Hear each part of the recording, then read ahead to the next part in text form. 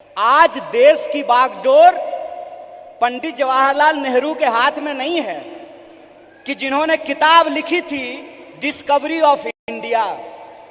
आज देश की बागडोर डॉक्टर बाबा साहब भीमराव अंबेडकर के हाथ में नहीं है, जो विदेश पढ़ करके आए थे और इस देश की ड्राफ्टिंग कमेटी में कॉन्स्टिट्यूशन को लिखने का काम किया, बनाने का काम किया। आज देश की बागडोर 23 साल की उम्र में हंसते हंसते फांसी के फंदे पे झूल जाने वाले शहीद आजम भगत सिंह के हाथ में नहीं है।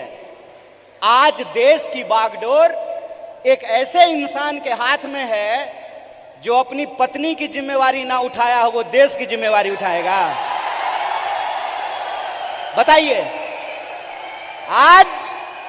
आज देश की बागडोर एक ऐसे हाथ में है जो कहता है कि पीएफआई के नाम में भी इंडिया है। मतलब कुत्ता को भी 4 पैर होता है, गधा को भी 4 पैर होता है, इसलिए सारे गधे कुत्ते हैं।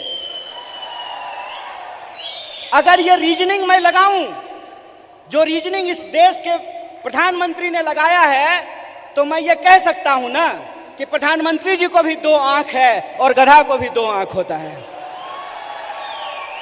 बोलिए, मैं ये बात क्यों कह रहा हूं? मेरा कोई मकसद नहीं है कि मैं भाजपा, मोदी और आरएसएस की चर्चा करूं।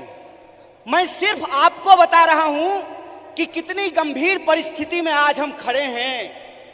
इतनी गंभीर परिस्थिति में खड़े हैं कि संस्थाओं को तो छोड़ दीजिए, व्यक्तियों को भी बोलने का अधिकार नहीं है।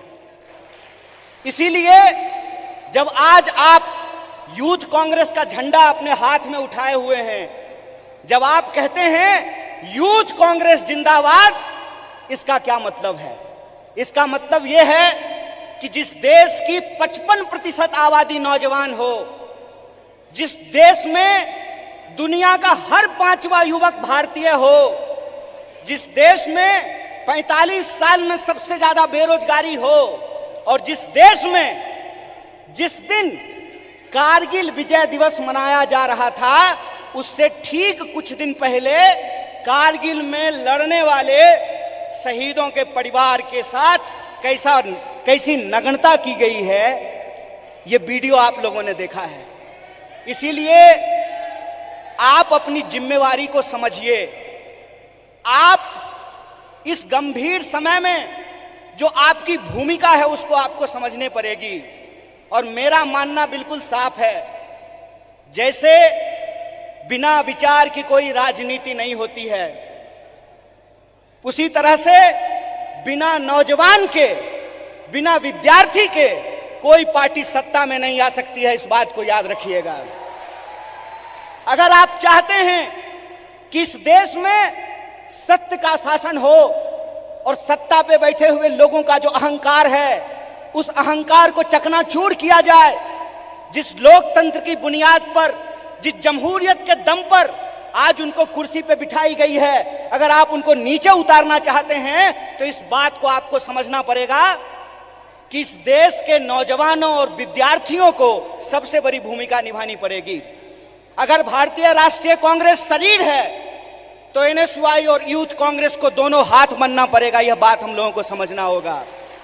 जब तक इस देश का फर्स्ट टाइम वोटर, जिसके मैसेज में, जिसके स्नैपचैट पे, जिसके इंस्टाग्राम में, जिसके व्हाट्सएप पे झूठ परोस करके, मिस इन्फॉर्मेशन परोस करके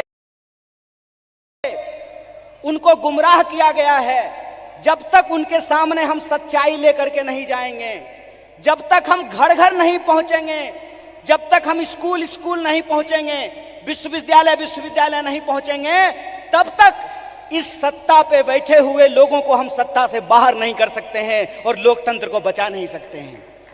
जो सवाल है यहां पर कि भारत का बुनियाद क्या है? भारत का बुनियाद है इंडिया। यह बात हम लोगों को समझना पड़ेगा। भारत का बुनियाद है इंडिया, और वो जो इंडिया है, वो इंडिया एक सोच है, और वो सोच को हमको एक एक कार्यकर्ता को अपने व्यवहार में लेकर के आना पड़ेगा।